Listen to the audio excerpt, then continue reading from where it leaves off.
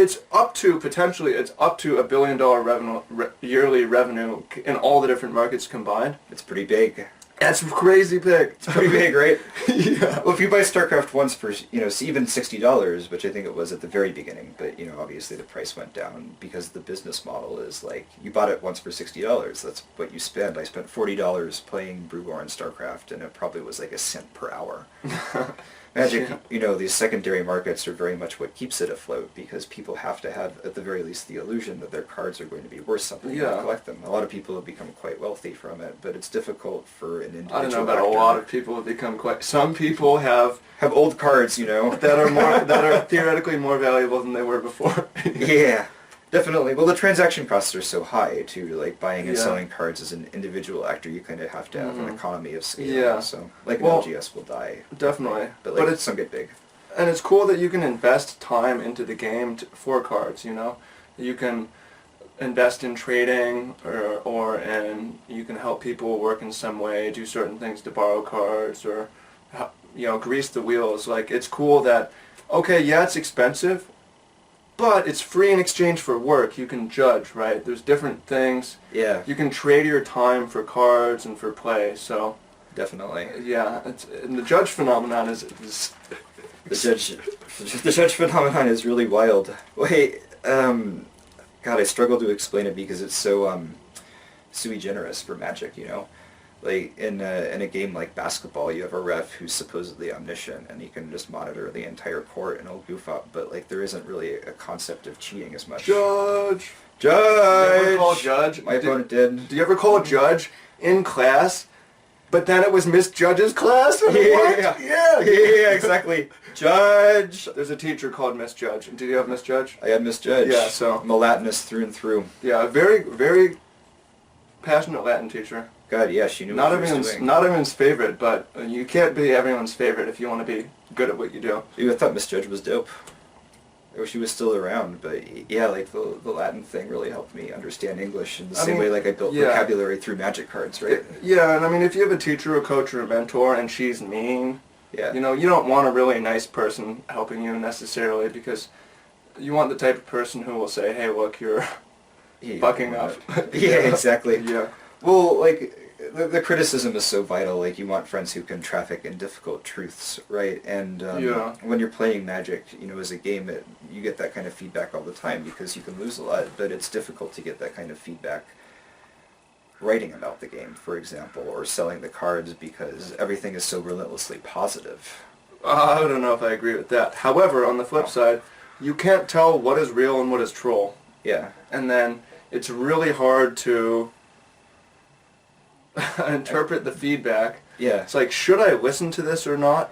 Well, it's hard to know. I mean, people would say ridiculous things to you when you were streaming, right? Yeah, I mean, people would say, take your shirt off, or no, put your shirt on, make your bed, or, who is this guy, right? Get a chair to sit down on with the standing desk thing. Yeah.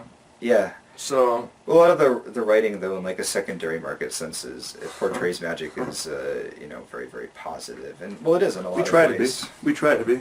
Yeah, like Magic for good, right? Yeah, Magic for good and everything, and that's great. But also, I think there's a space in the game or like within the game of talking about the game that would be similar to playing the game, where you also talk about the cultural aspects that are not necessarily less savory, but different. Not the rosiest, like going to the Pro Tour and having it be the promotional tour rather than the professional tour, for example. Or just being tired a lot of the time when you play tournaments because the game is the best game ever. But I wonder if the game around the game couldn't be even better and attract more people that way.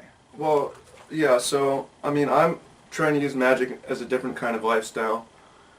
The optimal dose of Magic, for me, is not binging for a 24-hour tournament. Or even FNMs, so many FNMs are doing top 8s now. You know? It was cool when we would do a 4-round Friday Night Magic from 5 to 9 p.m., and that was it. Or good duration. Or we would, although we did plenty of binging, but you play one match a day is something I like to do right now, or stream for an hour and a half. Yeah. Or, right, I mean, you say the game around the game could be better. Those tournaments are grinds. They are. And grueling, right? someone- It takes a certain kind of dedication to the game in order to want to come to the tournaments and compete in them. It's really yeah. I mean, I have played and competed in sports tournaments, and Magic tournaments are way harder Yeah. because a sports tournament is often your games are spaced one day then the next day for 2 hours, or sometimes there will be, if it's like Hoop Fest or something like that, you'll have 3 or 4 games in a day, and it's pretty exhausting. Yeah. But it's never 12 hours in a convention center. Yeah. So I mean, there's, and this is a fun topic for me. I don't want to go too in depth in it, but as far as physical training, there's a lot of science behind and strategy, established diet strategy for how to prepare for a sporting event. But like how to prepare, those same strategies are not going to work for a 12-hour event. So there's a whole different layer of complexity and trying to maintain your energy. Yeah, like But- you have to adapt, right? I've done all sorts of unhealthy things when playing the Magic tournaments. Magic Mushroom player. Oh, that was pretty healthy. I think that psychedelics like that are very good. Read his article. What was that article? How I won a Magic the Gathering tournament on shrooms on Gawker. Hilarious, with the hilarious image as well. Yeah, definitely. Pretty viral. We'll Yeah. come back to that really quickly, but I do want to Uh-huh. build off of Travis's Mhm. point. Like tournaments are, they do last a really long time. They take a lot of energy. The sensory deprivation and overwhelmingness like can be sensory kind of crazy. overload, if anything. Yeah. Yeah, like certain either- deprivation, certain overload. Yeah, like with it amounts to the same thing, right? Where you become sort of desensitized to it. I've seen people bring Soylent to it, or like have a plan where they like drank half of an Nalgene and had a banana and a power bar, and yeah, that helps. But most likely, in my case, I'd just be, I don't know, I have lots of coffee and not eat very much because it's stressful. You really don't want to lose. When you pick up your first or second loss, you're like, okay, my appetite's coming back. But the shrooms, they were very metaphysical. They allowed me to like be happy enough to look at everything in a grander sense. We don't recommend this, by the way. Yeah, don't try this at home. Don't try this at tournaments. Yeah. Well, cup of coffee, you know. A lot of people are on that kind of thing, stimulants, and it's very how do I put this? It makes a lot of sense with like what you're trying to do, but then at the end of the day you can be very exhausted. You're like, okay, well, this was so unhealthy. Like what I did, I'm just going to keep doing it until I have to play it again in the tournament the next day. Exactly. It's super, the Grand Prix are super unhealthy. Yeah. Well, they're so big too. God. Like Yeah. they're just spectacles. I'm also not anti-Grand Prix, by the way. I'm not anti-big tournament. Well, the Grand Prix is Again, like it's a bucket list thing, checked off, right? Yeah, it was like a spectacle, right? Well, if there were 20,000 people, then yeah, it would be too big to be personal. But I think Wizards can achieve that kind of growth. But there's a number of things that we talk about in the book, you know, along with the descriptions of tournaments and like what it is like physically. It talks about why the game may not grow to that point. Sure, but I mean, there's a million registered tournament players. Yeah. 20 million players. Like, what's the limit? Do we need more players? Again, possibly $1 billion total market yearly. Like, Definitely. does it need to keep growing? I don't know. There's a movie coming, right? Yeah, There's a gonna major be- movie coming. Yeah, there's going to be a Magic movie. Well, Yeah. remember, like, Final Fantasy movie came out. It makes perfect sense because Hollywood's very much into existing IPs. Movies like Deadpool sold a lot better than, for example, The Big Short, which had a book, and it was dope. But, you know, Deadpool. Yeah, right? we're going to see a lot of complaining from Magic players about the Magic movie. Yeah, for But- sure. Including myself, probably, if I watched it. I plan to not watch it so Yeah. that I can avoid any cringing, but I'm very happy that it's happening, right? It's great for the game. We can all, I think we should agree that this attention is good. Yeah, for the most part, I think. For the most part. Well, I just think like attention is if other people who don't play the game are into it, that would be great. And this is the way Hasbro's reaching out to the larger audience, and that's cool. But I wish that also in tournaments, like a lot of what drives Magic is that it's a good game, and in order to be a good game, it has to have competition at the highest level that's healthy and challenging. And then if they sink a little bit more money into that in comparison with their other branding efforts, then that would also help perpetuate the game. It wouldn't bomb out in the way that Pokemon did, just because it was catering to almost exclusively collectors. But as for the movie, it's about the cards, right? It's not about the people who play Magic. It's about the Planeswalkers. It's about Jason, about Chandra. So I set my book up as sort of a counterpoint to that. Like Don Quixote, it's not about people who read it's not about fantasy novels. It's about people that read too many fantasy novels in the early 17th century. It's very much about the people. Yeah, and he rides off to these tournaments and so on, and one of the lines he talks about, okay, being a knight errant wasn't what I thought it would be. I actually got tired. It was kind of difficult to sleep under the stars with just a little bit of food, or in a Super 8, 2 to a bed, and with just a croissant and a coffee in a Magic tournament. It's the same thing. Yeah, man, but man, I've had some fun times flying in, crashing on couches, or converging in the hall, seeing these people I would otherwise never spend time with. But we like each other, it's just our lives don't otherwise converge, right? So, I mean, it's a cool thing, definitely. Well, definitely. I think Magic appeals to people that want a sense of community, and that's great, because having an in-person game is really cool. Exactly. It's way better than people raging at each other over League of Legends or whatever. Yeah. And then you meet people that you wouldn't, like you said, otherwise, and that's great, because you can make friends that you wouldn't have otherwise made, and they'll can be really great, but you can also make friends that maybe you don't particularly like each other that much. You just like Magic. The game is good enough that you don't have to like. Yeah, man. It's a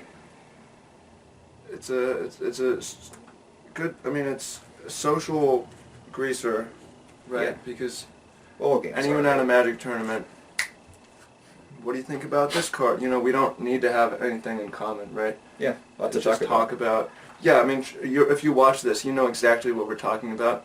Say there's 3 Magic players and then a 4th person in the car. Yeah. How does that conversation go? The 4th person's like, speaking can we talk about movies? Right? Yeah. What is... Yeah, I don't get that language. We're speaking European American or something. Yeah. Well, at the very end of the Call book, that we have a glossary of Magic, and it's by no means comprehensive, but it's like a joke that it's so many pages long, and then you can test your comprehension of these terms by reading sentences like, well, I was going to do the Liliana ult, but he flashed in something EOT, so I had to kill it instead, but because I played around it, I was able to my something off the top of my deck and then run the ult back and win the match. Huh? Yeah. So, I also want to talk a little bit more about, so we have the tourney experience, we have the, I want to talk more about the casual experience. Let's talk casual. Yeah, there's 1 million Magic players. Dogs outside. Super cute. They're so excited about everything, right? Yeah. Yeah, 1 million Magic players who are registered with the DCI, which is the tournament structure, or the, how do I put this? Tournament. So that makes 20 minus 1 equals 19 million. Yeah. Magic players, fans, peripherals who do not play in tournament, have never played in a tournament. Yeah, exactly. And how many of those 1 million people have played in multiple tournaments? How many of them are hardcore tourney people? Maybe 50K, 100K, which is, it's a lot. But they're completely dwarfed in numbers by all the people that just play Magic like we did growing up at the kitchen table. They're invisible is the thing. Yeah. People are totally invisible. Yeah, they're invisible to us as tournament players, but to Hasbro, they made a lot of, or spend a lot of years making the game appeal to the hardcore tournament player. And then sales went down for a while. I thought it was great, but I actually wasn't even playing at the time. But I love those little cards, but now the casual players are ascending in terms of the importance for the brand, and it's interesting because it's cycles back to how we experienced the game as kids. We buy a few cards. At the beginning of the book, we talk about being. I was 9 years old. I had to convince my dad to drive to the Wizards flagship, which is, by a stroke of huge luck, a mile and a half south of where I grew up in my parents' house. So we bought some cards and we played it, and it was just this sort of exhilarating era of discovery. Oh man, the game center in the university district in Seattle was so cool. This Yeah. giant Shivan Dragon, Heirloom Minotaur, Battletech, tournament dungeon underground with Yeah. PC StarCraft LAN set up and 8-man drafts that run whenever 8 people show up Oh my all day, God. every day. Yeah. Oh my god, yeah, I didn't even know that. I gotta maybe put that in the next edition of the book or something. But as a kid, I was Yeah. terrified of, Do you know about the Magic Camp? competing. No, I don't. You gotta... The Magic push my Camp, if memory. you've never heard about this is something that, oh man, for those of you who are still watching at this point, this is a lore that is amazing. So, Seattle, right, is where Magic really came from. It's based now in Renton. It had the University District thing. In the early years, they were doing all sorts of promotional things too. Whatever. Different from the promotional efforts now. I actually did not hear about this, but I have some buddies that went to this. Corbet Gray. Corbet Gray. Went to the Magic Okay. Camp. So the Magic Camp, I believe they had an ad for it in the Old Duelist. Here's how it works. You have kids and you stay at the University of Washington dorms for 1 to 2 weeks, and it's a Magic Camp. Every day you go to the tournament center and you do some drafts and you get like a few packs a day, and build your deck.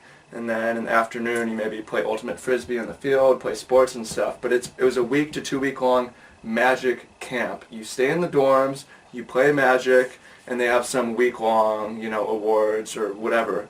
I didn't hear about it. I didn't go about it. I didn't know about it till about 5 or 10 years ago. Most people don't Yeah. know about it, but I heard of it, but I forgot it until now. yeah.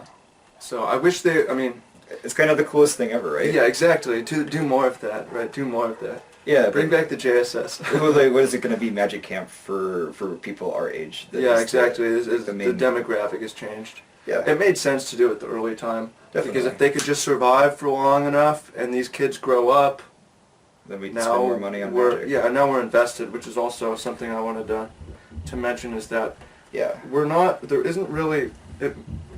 invested. Investment bias is very strong, Yeah. We've been playing for 20 years.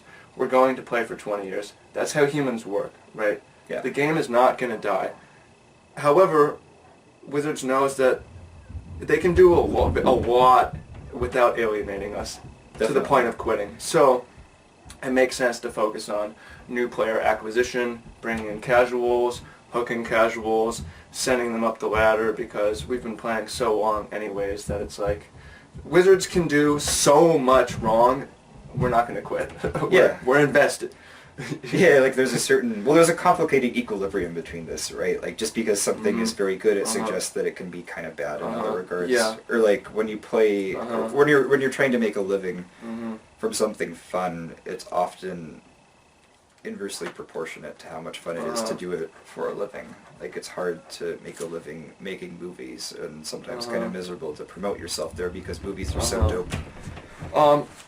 I'm going to bounce off that, but I also want to say that this is not me saying that Wizards does a bunch of bad stuff. I'm saying they could do a lot. They have margin for making a lot of mistakes. Or just like focusing on a different Yeah, demographic, exactly. right? Or towards our 1% of players or whatever. They do a Yeah. lot of things well, right? Yeah. And we don't have the information. We're not in there. We don't, they have a lot of decisions to make.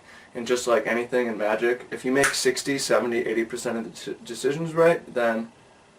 Right. I think imperfection is a big theme of card Yeah. games. Like you're getting over being a kid, like growing up in not really necessarily a high stakes or competitive environment. But Low one where- stakes. Magic is low stakes. Yeah, Magic is fundamentally low stakes, but like as a kid it was terrifying to compete because I was worried about being wrong because of maybe the atmosphere of our magnet school or whatever. Magic is great. It's like music or sports in that it's a death blow against perfectionism. Exactly. That's why, if possible, I like to start my day with one match, because I fuck up on camera if I record it, and it's Yeah. like, okay, that happened today already, right? So, in a very low stakes environment, so I can go out and I just clicked through, there was $2. try to be bold in the real world where Yeah. mistakes are a little bit. They can be a little higher bit more stakes, more yeah. committal, right? Well, we're Yeah. also invested in the game to know that we're going to keep playing and keep making in-game mistakes all the time. Again, I think the lack of perfectionism in Magic is one of the best things about it. But when you're growing up as a kid, and getting into the game, to bring it back to that, you're like, well, this is perfect. This is this is the coolest thing ever. And then the casual play is the coolest thing because you get to battle against your friends, and it's just like a big mashup, like Super Smash Brothers. And then past a certain point, maybe you accumulate enough cards that you start beating your friends all the time, and it's the Or budgetary accumulating constraint. enough knowledge. Yeah, well, you were good. Knowledge, yeah. It's not the cards, it's the knowledge. Yeah, like you had bigger balls as a kid than I did, right? Like you were competing against these really strong players, whereas I just wanted to face off against. Well, man, I was just reading this book yesterday. Let me pull this up real quick. It's relevant. For sure. It's just like the other side of The casual book's play, got though, set right? over here. Yeah, Oh, I it's think up so. here. Balance. Science of Success, man. So this is why, for those of you curious how success works, and this is paralleled through in general. I mean, I didn't have bigger balls. I just had a brother. Yeah. Yeah, there was two of us, and we had cards at 5 and 7, right? So that's all. That is the recipe for success with anything. Yeah, having Pretty- a brother. Having two of you that are competing from age 5, how can you possibly not be really good at anything? Insert any sport, right? Yeah, Or game. definitely. I'm jealous. It's a great advantage. Yeah, well, it was definitely definitely like, on one hand it's a good advantage. On the other hand, they say there's nothing worse than getting good at the wrong thing. Have I Yeah. done that? I don't know, possibly. I try to make the most of it. Well, like, what if you were good at something, like, there's a few different ways of looking Uh-huh. at it. Like, yes, if you had dedicated all this time to poker or programming, Uh-huh. then yeah, maybe you could be a lot richer. Uh-huh. But also, if you dedicated all this time to Uh-huh. StarCraft, or dedicated all this time to hobbies like skiing or Mhm. golfing, which are more expensive than Magic, then, like, what would you Yeah. have? You have this to show for it. It was fun. You know, but we have to look at it outside of the context of just Magic cards, which is part of, again, what this book is trying to do, because in typical Magic writing, it's just very confined to what happens in Magic stays in Magic. So you want this to be something that non-Magic players read? And they're like, Definitely. wow, that's really entertaining. Yeah, like, I think a lot of people want to know about gaming culture these days. Like, it's so big, it's so mainstream. Everybody Yeah. games, men, women, Europeans, Asians, Asian Americans. Yeah, Asian Americans, you know. Children. Yeah, or just adults, like Asians, old people around the world. Old people. Yeah, people want to know about gaming culture. They want to learn Mhm. about one of its oldest and most prestigious franchises, which is Magic. They want to know about, you know, who games, and What it's like, you know. yeah, like, it doesn't have to be Don Quixote. It The could good be, and the like, bad. yeah, Oscar Wilde. It could be a poker documentary. Uh-huh. It could be stuff like this that has gained a huge amount Uh-huh. of mainstream currency. You know, bouncing back to what I said, I would like to, you know, I'm in the mode where I'm thinking about my own things. Picking the wrong thing. Yeah. So one of the cool things about Magic is that it's a mental sport that you can play into your 40s or 50s or whatever. So I have invested in being good at sports, but not quite on the same level as Magic. And the thing about sports is your body betrays you, Yeah. right? When you're at any age, it happens. So you invest all this and it's going to end. Magic has mental sports have a much longer lifetime value of participation, right? Yeah. My brain might turn to mush, or I might go into mental decline, or I will if I live long enough. But you can still participate and compete, and that's a really cool thing about it. Yeah, like, you can be pretty much anyone. You could be a kid. Mhm. You're not going to see a 13-year-old beast LeBron at one-on-one, but that kid could win a game of Magic Mm-hmm. against the best Yeah. player. And Yeah. as far as tournament player behavior, you'll find this interesting. Yeah. I've done a lot of interviews and talking to people, asking them why they play. And as far as the hardcore tournaments, a lot of it is, here are these men that played collegiate sports, Yeah. or played high school sports, or played intramural sports, and now they've graduated and they're moving on with life, and they're like, man, I have this void. I used to prepare for these competitions and compete and have teammates, and it was so fun, and now that's gone.